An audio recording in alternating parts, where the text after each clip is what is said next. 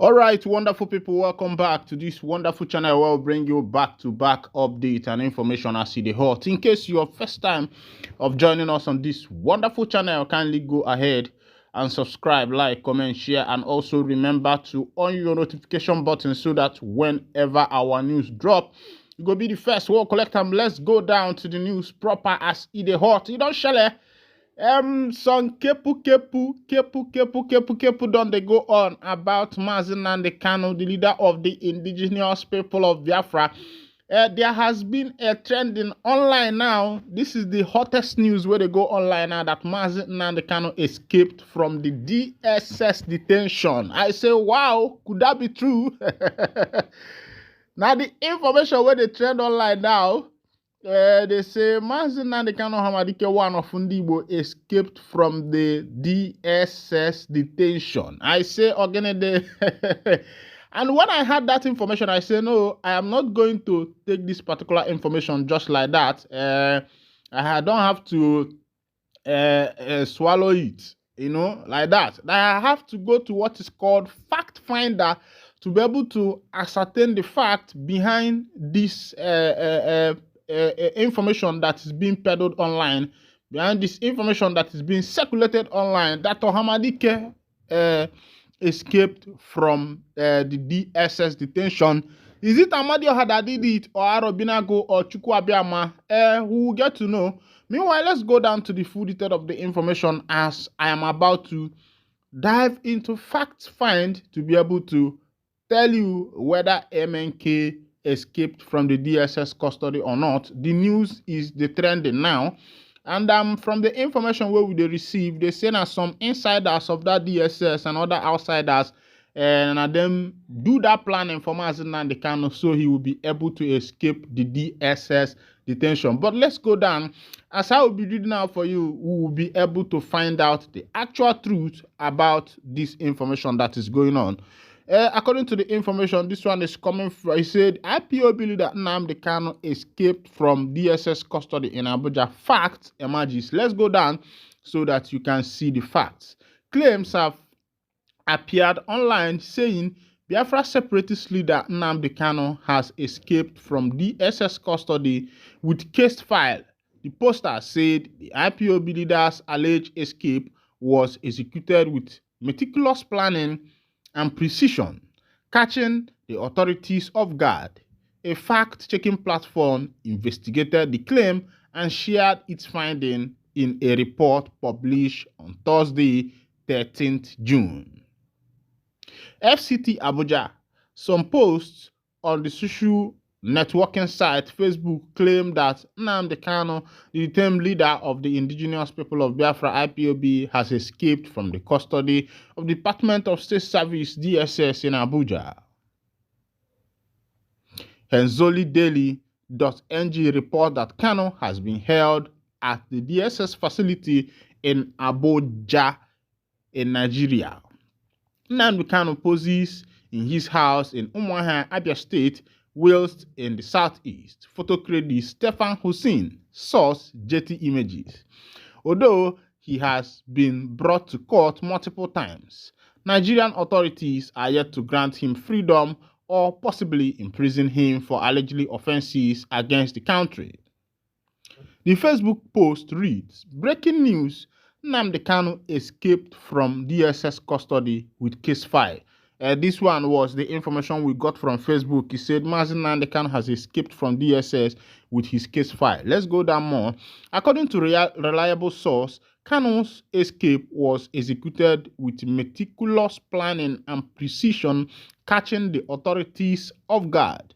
Details surrounding the escape remains murky, with speculation ranging from insider assistance to external support. Similar posts can also be found here and there. But has the IPOB leader truly escaped from DSS custody? Fact-checking platform Africa Check investigated. Following its scrutiny, the media platform said if Kanu had managed to escape from custody, it would have been in the news. No credible media outlet reported the said escape. In a piece of related news, HenzoDaily.ng reported that General Christopher Musa, the Chief of Defense Staff, reiterated that controversial diaspora-based Biafra activist Simon Ekpa must be arrested and prosecuted. Musa accused the Finland government of giving Ekpa total support in his mission to burn down NIG. But meanwhile, according to the information where we say we try to find out fully to ascertain whether the IPOB leader Nnamdi Kanu escaped from the DSS custody is what we have not been able to find out. But as it be, there has not been any proper news, like the Daily Post, like the Vanguard, like the Sahara reporters and the rest of them has not carried this kind of news. But where we are seeing this kind of news is right here on Facebook, and we have been able to find out with our fact checker to be able to ascertain whether something like that happened. And the information we're having is that if something like that happened, it was only on the news. So that is to say, verbatim, that Nnamdi Kanu is still in the DSS custody. As there be another information where they drop for my table now, what I go to bring to you one by one. Say police don't raid ESN IPOB camp in Enugu, and upon that raiding, they don't buy 2 people and they have recovered some arms. The operatives of the Enugu State Police Command, serving in Igbo 80th Division, working with the Neighborhood Watch Group on June 12, 2024, around 2 a.m., utilized an intelligence report and raided a suspected outlawed IPOB camp in a forest in Igbo 80th local government area. The criminal elements opened fire on the operatives upon sighting them. However, the operatives returned fire at a superior level, forcing the criminals to escape with varying degree of gunshot wounds. Thereafter, 2 of the fleeing suspects' lifeless bodies were discovered and recovered in the forest, along with 1 AK-47 rifle, 4 magazines loaded with a total of 75 live ammunition, 7.6 mm caliber ammunition, and 1 Beretta pistol loaded with 8 live 9 mm caliber ammunition. Further recovered are 1 KC Sanya and Honda Today ladies motorcycle, 1 GBT ATM, a cash sum of 2,600 naira, and several raw food items. The manhunt for others on the run is ongoing. Preliminary investigation suggests that the group is responsible for numerous heinous crimes in the Nsukka area of Enugu State, including the recent attack and murder of police and other security personnel. This one is coming right from Enugu live.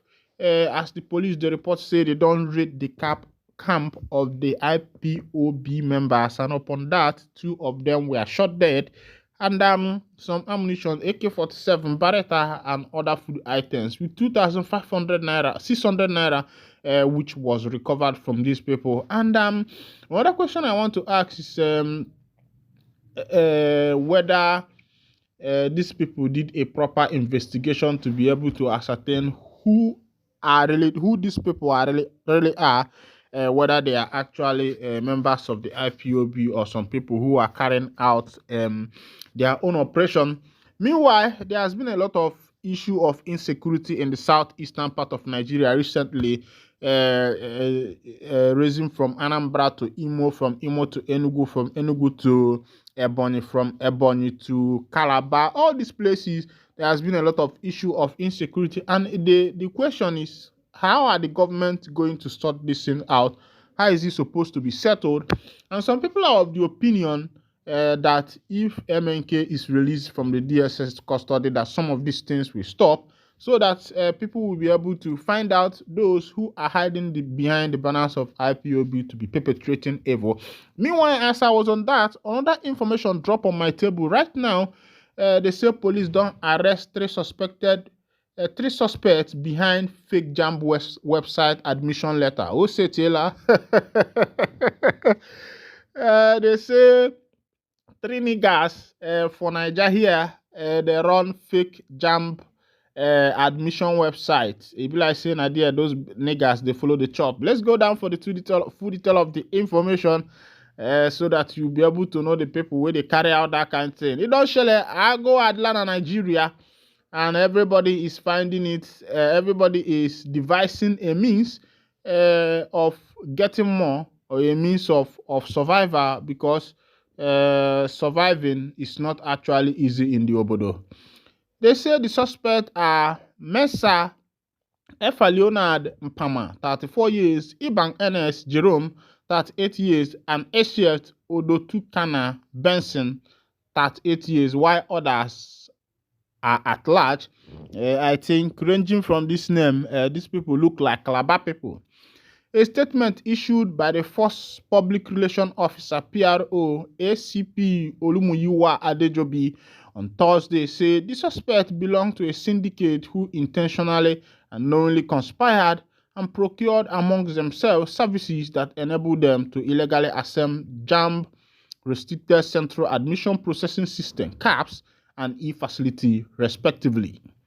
The statement disclosed that they proceeded to alter and delete other candidates' previous admission letter and imputed fake details, resulting in inauthentic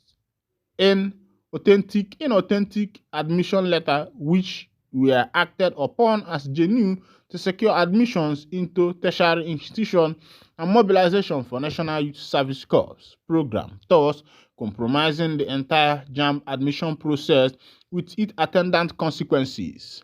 Following the previous press briefing by the Nigeria Police Force and the Joint Admission and Matriculation Board, where the general public was assured of the resolve of the duo in putting all hands on deck to ensure the suspect behind the proliferation of various fake websites for JAMB registration and the falsification of fake JAMB admission letters and disseminate the menace of forgery, system interference, and scheme operating phishing websites to defraud unsuspecting JAMB candidates.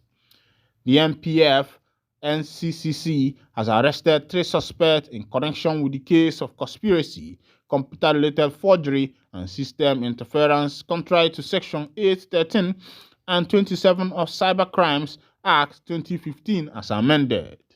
Upon arrest, the suspects reviewed their various degrees of involvement in conspiracy, collaborating the already available overwhelming evidences. The duo of Efan Leonard Mpama and Iban Ernest Jerome and others at large collect personal details of the prospective candidate and forward same to Mr. Eshiet Odotukana Benson, who get CAPS link from Daniel and Chris Mercer. Daniel and Chris, still at large, are working in the JAMB computer-based CBT centers, Domicile and Fan and Unica respectively in Calabar, Cross River State.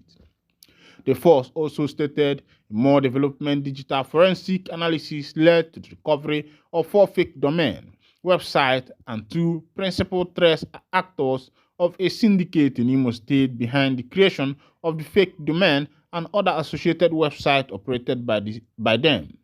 Similarly, the third suspect, Mr. Eshin, who has access to CAPS link, unlike the duo above, proceed to any CBT center and opens the JAMB e-facility with a login detail of a candidate with previous admission and thereafter superimpose the new detail collected to create a fake admission letter.